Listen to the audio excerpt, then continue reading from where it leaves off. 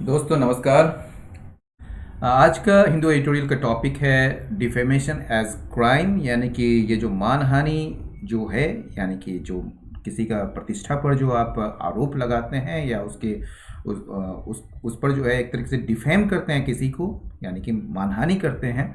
तो वो जो है क्राइम है। उसी के ऊपर ये एक चर्चा है। बेसिकली ये जो है आपने सुना होगा, एक दो साल पहले जो है मी टू मूवमेंट चला था, ठीक है ना, जिसमें उस समय जो है कई सारे जो महिलाएं हैं जिनके साथ कुछ न कुछ मतलब कि वो पीड़ित रही होंगी कभी ना कभी अपने वर्क प्लेस में। तो उससे संबंधित बातों को जो है वो कई साल पहले क्यों ना घटा हो, वो अपने आप को जब ये मूवमेंट चला था तो वो सामने लाने की कोशिश की थी, एक तरीके से उसमें आवाज़ उठाने की कोशिश की थी ये मी टू मूवमेंट के दौरान, ठीक है ना। तो इसमें से जो है एक केस ऐसा आया जिसमें जो है मी टू मूवमेंट के तहत जो है एक महिला ने हमारे जो केंद्रीय मंत्री थे उस समय के, उनके खिलाफ जो है मतलब कि एक मी टू मूवमेंट का जो है ये वो चलाया, जिसमें जो है उस नेता ने क्या किया, उनके खिलाफ जो है मानहानि का मुकदमा दायर कर दिया, ठीक है। क्योंकि ये जो हमारे केंद्रीय मंत्री जो हैं वो काफ़ी मतलब कि पत्रकारिता जगत के एक प्रतिष्ठित मतलब कि पत्रकार रहे हैं, और साथ ही साथ एक मतलब कि अकम्प्लिस्ड राइटर रहे हैं, मतलब लेखक भी हैं वो, ठीक है। तो वो उन्होंने जो है अपने मतलब कि उनका जो मान का जो हर्जाना हुआ था, उनको उनकी जो अपमानित हुए थे उसकी वजह से, तो उसने जो है मानहानि का मुकदमा दायर किया उनकी उस लेडी के खिलाफ। उस लेडी को अदालत ने उस डिफेमेशन केस में जो है मुक्त कर दिया है, उनको बरी कर दिया है, और आज का एडिटोरियल उसी पर संबंधित है। तो डिफेमेशन एज क्राइम, और मैं हूं आपके साथ अमिताभ आनंद। A criminal prosecution that is inexpensive and quick becomes a handy tool to silence critics। यानी कि ये जो क्रिमिनल प्रोसिक्यूशन होता है, यानी कि आपराधिक जो मुकदमा या कहिए अभियोजन या अभियोग, जो कि इनएक्सपेंसिव हो, यानी कि उसमें कोई मामूली सा मतलब कि खर्च हो, और जो क्विक और जल्द मतलब कि त्वरित भी हो, ये एक आसान सा साधन बन जाता है किसी के भी लिए टू साइलेंस क्रिटिक्स। अपने क्रिटिक्स को, अपने आलोचकों को साइलेंस करने के लिए ये एक आसान सा साधन बन जाता है, टूल बन जाता है, ठीक है। Some judicial verdicts, some judicial verdicts acquire emblematic significance far beyond the outcome of a particular case। कुछ जो जुडिशियल फैसले होते हैं, न्यायिक फैसले होते हैं, उनको क्या मिलता है, एम्ब्लेमेटिक सिग्निफिकेंस, एक प्रतीकात्मक जो है एक महत्व मिलता है, उनकी एक प्रतीकात्मक महत्व होती है, ठीक है ना। ये जो महत्व होती है ये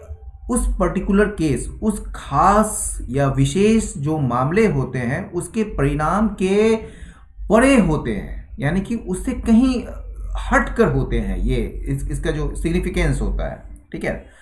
The acquittal of journalist Priya Ramani of the charge of defaming M.J. Akbar, a former union minister, journalist and author,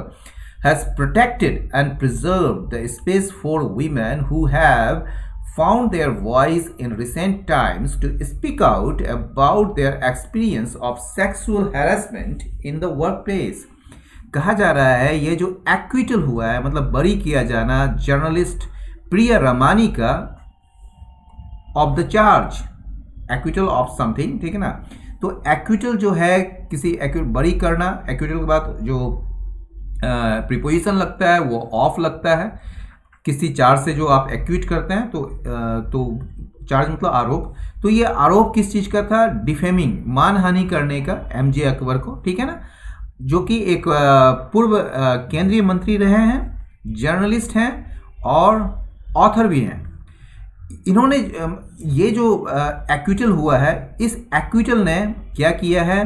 इसने प्रोटेक्ट किया है और प्रिजर्व किया है, यानी कि मतलब कि इसकी रक्षा की है और संरक्षित भी किया है। किस चीज़ को, द स्पेस,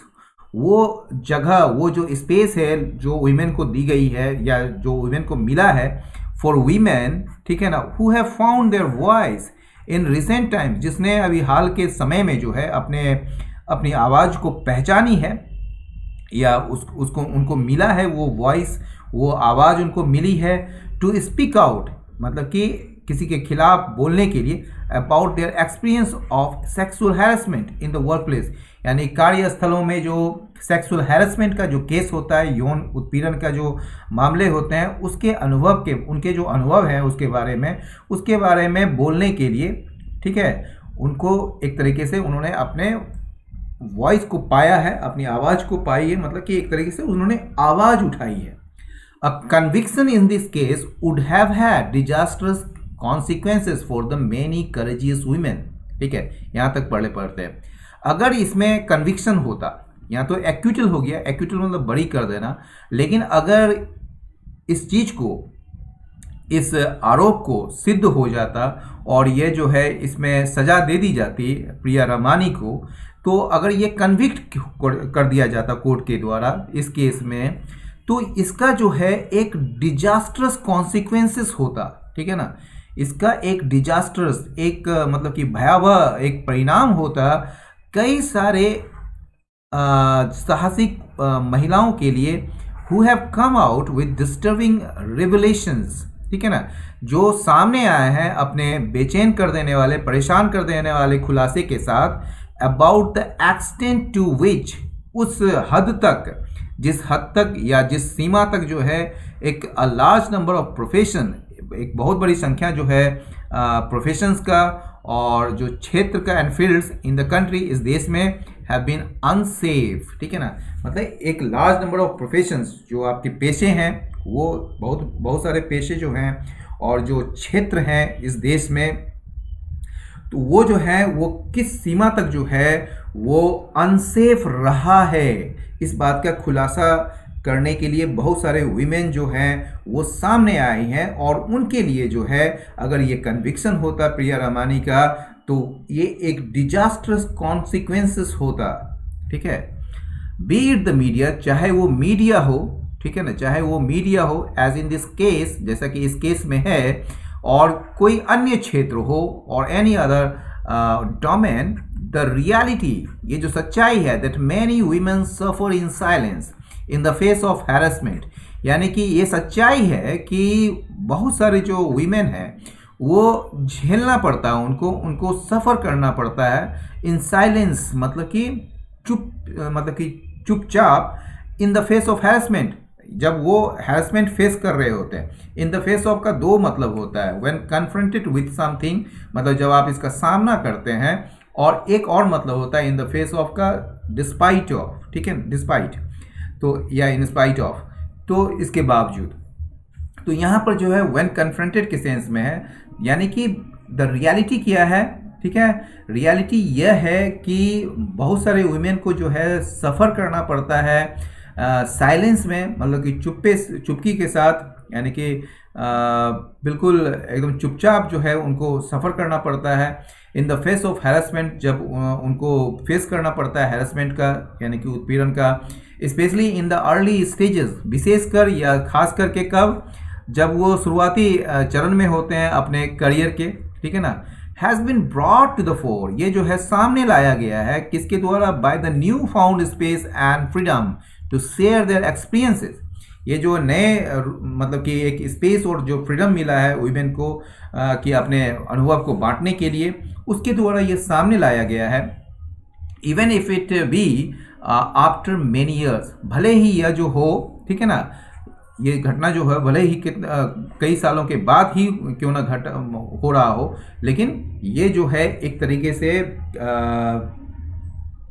ये जो एक्सपीरियंस है उसको सामने लाया गया है, एक न्यू फाउंड, यानी कि जो नए अभी मिले हैं ये चीज़, स्पेस और फ्रीडम मिला है जो वुमेन को कि अपने एक्सपीरियंस को शेयर करने के लिए, भले ही ये जो है कई सालों के बाद ही क्यों ना हो। Mister Akbar's case was rooted in the claim, mister Akbar का जो है, ठीक है, उसका जो उनके जो मामले हैं, ये जो उन्होंने जो केस किया था वो आधारित था किस चीज़ पर, इस दावे पर कि that he had a stellar reputation, उनका जो है एक बेहतरीन, एक शानदार रेपुटेशन है, मतलब रेपुटेशन था एज अ हाईली रिस्पेक्टेड, एक बहुत ही मतलब कि प्रतिष्ठित या बहुत ही सम्मानित जर्नलिस्ट के रूप में, एंड एन अकम्प्लिस्ड राइटर, और बहुत ही ख्याति प्राप्त राइटर के रूप में उनका एक स्टेलर रेपुटेशन रहा है या रहा था। ये उस बात पर जो है, उस दावे पर उनका केस जो है ये रूटेड है, यानी कि आधारित है। However, the court found the testimony of Miss Ramani and Ghazala Wahab, another journalist who testified in her defense, to be credible and detailed enough to question the reputation that he was so strenuously trying to uphold. कहा जा रहा है हालांकि however the court found the testimony, ये जो testimony जो है, यानी कि न्यायालय ने पाया इस टेस्टिमनी का, मतलब कि इस गवाही का, ठीक है ना, किसका, मिस रामानी का और गजाला वहाब का, जो कि एक अन्य जर्नलिस्ट है जिसने गवाही दी थी अपने उनकी मतलब इन हर डिफेंस, उनके डिफेंस में, उनके रक्षा में, ठीक है, उन्होंने गवाही दी थी, ठीक है, कि वो क्या पाया, उन्होंने इस टेस्टिमोनी को क्या पाया, टू बी क्रेडिबल, यानी विश्वसनीय है और इतना ज़्यादा डिटेल्ड है, इतना ज़्यादा विस्तृत है, ठीक है ना, कि कोर्ट जो है वो प्रश्न उठा सकती है उस रेपुटेशन के बारे में, जिसे ही मतलब कि मिस्टर अकबर जो है वो स्ट्रेनसली, बहुत ही जोरदार तरीके से कोशिश कर रहे थे अपहोल्ड करने की, मेंटेन करने की, ठीक है ना। Welcome feature of the judgment, ये जो स्वागत योग्य जो एक विशेषता है इस जजमेंट का, इस फैसले का, वो क्या है, is that the court was receptive to the defence, यानी कि कोर्ट जो है वो रिसेप्टिव रहा था, यानी कि कोर्ट जो है इस बात को स्वीकार किया उस डिफेंस को, दैट मिस रामानीज क्लेम्स, कि ये जो मिस रामानी है उनका जो दावा था वो ट्रू, वो सच था, and meant for the public good, और ये जो है ये आम लोगों के भलाई के लिए ये दिया गया था, ठीक है ना। तो मतलब कि ये जो welcome feature of this judgment क्या है, वो कोर्ट का रिसेप्टिव होना है, यानी कि वो इस बात को स्वीकार कर रहा है, किस बात को, मिस रामानी मतलब to the defence was receptive to the defence that Miss Ramani's claims, इस बात को, इस डिफेंस को, मतलब कि मिस रामानी जो डिफेंस में अपना ये कर रही है, क्योंकि प्रोसिक्यूट तो अकबर कर रहे हैं, लेकिन अपने आप को डिफेंस जो कर रही है वो मिस रामानी कर रही है, तो वो जो डिफेंस है उस चीज़ को लेकर कोर्ट जो है रिसेप्टिव रहा है, यानी कि उस चीज़ को स्वीकार कर रहा है, उस चीज़ के लिए विलिंग है स्वीकार करने के लिए, ठीक है ना, कि मिस रामानी का जो क्लेम्स है वो सच था, और ये जो क्लेम्स जो किया गया था वो पब्लिक गुड के लिए किया गया था। एडिशनल चीफ मेट्रोपॉलिटन मजिस्ट्रेट, ये जो अतिरिक्त मुख्य मेट्रोपॉलिटन मजिस्ट्रेट जो है Ravindra Kumar Pandey, has place the case in the correct perspective, इसने जो है सही परिप्रेक्ष्य में इस केस को रखा है, कैसे, बाय नोटिंग, इस बात को ध्यान देते हुए कि that a women can not be punished for criminal defamation, यानी कि एक महिला को जो है उसे सजा नहीं दी जा सकती है क्रिमिनल डिफेमेशन के लिए, आपराधिक मानहानि के लिए, when she raises her voice, जब वो जो है अपने वॉइस को, अपनी आवाज़ को उठाती है सेक्सुअल हैरेसमेंट के खिलाफ, यानी कि यौन उत्पीड़न के खिलाफ, because the right of reputation, क्यों, तो बताता है कि ये जो तर्क है कि राइट ऑफ रेपुटेशन जो है, यानी कि ये जो अधिकार है रेपुटेशन का, प्रतिष्ठा का, कैनॉट बी प्रोटेक्टेड, ये प्रोटेक्ट नहीं की जा सकती है एट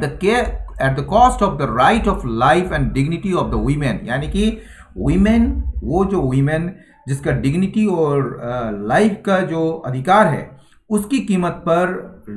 राइट ऑफ रेपुटेशन को जो है प्रोटेक्ट नहीं किया जा सकता है। He has taken note of the unequal equations of power between the harasser and victim in most situations. उन्होंने इस बात की तरफ ध्यान दिया है कि किस बात की तरफ, ऑफ द अनइक्वल इक्वेशंस, ये जो असमान समीकरण है पावर का, शक्ति का, किसके बीच, हैरेसर यानी कि जो उत्पीड़क हैं, और जो विक्टिम है यानी कि जो पीड़ित हैं, उनके बीच जो है ये जो अनइक्वल इक्वेशंस ऑफ पावर होते हैं, उसकी तरफ भी उन्होंने ध्यान दिया है, मतलब अधिकतर केसों में, अधिकांश केसों में या अधिकांश सिचुएशंस में। Given that it may result in loss of dignity and self-confidence. At that time, the court underscored that a woman has a right to put her grievance at any platform of her choice and even after decades. कहा जा रहा है कि इस बात को देखते हुए, ठीक है ना, इस बात को देखते हुए, इस बात पर विचार करते हुए कि इसका जो परिणाम हो सकता है इन लॉस ऑफ डिग्निटी, यानी कि डिग्निटी का खत्म होना या नुकसान होना और सेल्फ कॉन्फिडेंस का नुकसान होना, एट दैट टाइम, उस समय में द कोर्ट अंडरस्कोर्ड, कोर्ट ने जो है, न्यायालय ने रेखांकित किया इस बात को कि एक वीमेन के पास जो है अधिकार होता है कि वो जो है अपनी शिकायत को किसी भी मंच पर रखने का उसके पास अधिकार है अपने चॉइस के प्लेटफॉर्म पर, एंड इवन आफ्टर डिकेड्स, और एक मतलब कि डिकेड्स के बाद यानी 10 साल के बाद भी या दशक के बाद भी, ठीक है। It may appear to be a sweeping statement, यह जो है प्रतीत हो सकता है कि यह जो है एक स्वीपिंग स्टेटमेंट है, मतलब कि एक तरीके से कहिए कि कंप्लीट स्टेटमेंट है। मतलब कि स्वीपिंग क्या होता है, जैसे स्वीपिंग शॉट या स्वीपिंग विक्ट्री होता है ना, कि एकदम कंप्लीट विक्ट्री हो गया, तो ये एक कंप्लीट स्टेटमेंट है in favour of the women who has just raised her voice against sexual harassment in the workplace. तो it may appear to be a sweeping statement, ये जो है एक complete statement हो सकता है, लगता है या प्रतीत होता है, that opens up the possibility, जो संभावनाओं को खोलती है, किस चीज़ की संभावना को, of incidents from the distant past to be racked up, यानी कि उन घटनाओं की पॉसिबिलिटी जो कि डिस्टेंट पास्ट में, मतलब कि दूर अतीत में जो हुआ हो, ठीक है ना, तो वहाँ से जो कोई घटना घटी हो, मान लो आज से 10 साल पहले की घटना घटी हो, तो उसकी जो संभावना है ओपन अप करने की, ठीक है ना, तो वो उसकी संभावना खोलती है। रैक्ट अप का मतलब सामने लाना, एक तरीके से वो उछालना, एक तरीके से पब्लिक में, सॉरी। तो कहा जा रहा है कि it may appear to be a sweeping statement, यह लग सकता है कि यह जो है एक कंप्लीट स्टेटमेंट है या एक तरफा स्टेटमेंट है, that opens up the possibility, जो संभावनाओं को खोलती है, उन संभावनाओं को, मतलब कि जो डिस्टेंट पास्ट में कोई घटनाएं घट रही है, ठीक है ना, उसकी संभावना कि उसे उछाला जाए, उसे सामने लाया जाए, रैक्ट अप किया जाए, ठीक है ना, to the detriment of any one's reputation, किसी भी की मतलब किसी की भी प्रतिष्ठा के नुकसान के लिए वो डेट्रीमेंट हो सकता है, समझ गए ना। तो ये जो मतलब कहने का ये मतलब है कि ये जो है एक तरफा स्टेटमेंट लग सकता है आपको कि यह जो है एक डिस्टेंट पास्ट में कोई घटना घटी है, तो उसको उठाने की या उसको सामने लाने की पॉसिबिलिटी को जो है, संभावना को खोलता है ये बात, ठीक है ना, इस स्टेटमेंट से। और यह जो है ये क्या होगा, ये किसी के लिए भी नुकसानदायक हो सकता है, यानी कि डेंजरस हो सकता है किसी की भी रेपुटेशन के लिए। However, the court places it in the context of the need for women to have freedom, equality, equal opportunity and social protection if they were to excel in an atmosphere in which their workforce participation is undesirably low. कहा जा रहा है कि हालांकि court जो है, न्यायालय जो है, इस बात को जो है एक संदर्भ में, in the context of the need for women, यानी कि वीमेन के लिए क्या जरूरी है, ठीक है ना, तो वीमेन के लिए जो जरूरत है वो जरूरत है क्या, फ्रीडम का, इक्वलिटी का, इक्वल अपॉर्चुनिटी का एंड सोशल प्रोटेक्शन का, ये जो आवश्यकता है वीमेन के लिए, उस संदर्भ में इस चीज को न्यायालय रखता है, ठीक है ना, freedom, equality, equal opportunity and ये नीड जो है, इससे नीड टू हैव, इससे जुड़ रहा है, और फॉर वीमेन मतलब कि ये नीड किसका है, तो वीमेन का है, ठीक है, ऐसे जोड़िएगा आप। तो however the court places it, इस बात को जो है, इस केस को जो है किस संदर्भ में रखता है, in the context of the need, उस जरूरत के संदर्भ में रखता है वीमेन के लिए। तो वीमेन का जो नीड है, वो नीड क्या है, टू हैव फ्रीडम, उनको फ्रीडम मिले, इक्वलिटी मिले, इक्वल अपॉर्चुनिटी मिले एंड सोशल प्रोटेक्शन मिले, यदि उन्हें जो है if they were to excel, यदि उन्हें बेहतर करना है इन एटमॉस्फेयर, एक ऐसे माहौल में जहाँ पर या जहाँ जिसमें देयर वर्कफोर्स, उनकी जो संख्याएं हैं, उनके जो महिलाओं की जो पार्टिसिपेशन, वर्कफोर्स मतलब यहाँ महिलाओं की जो भागीदारी है वो अनडिजायरेबली लॉ, मतलब कि अवांछनीय रूप से जो है वो बहुत ही कम है उनका पार्टिसिपेशन।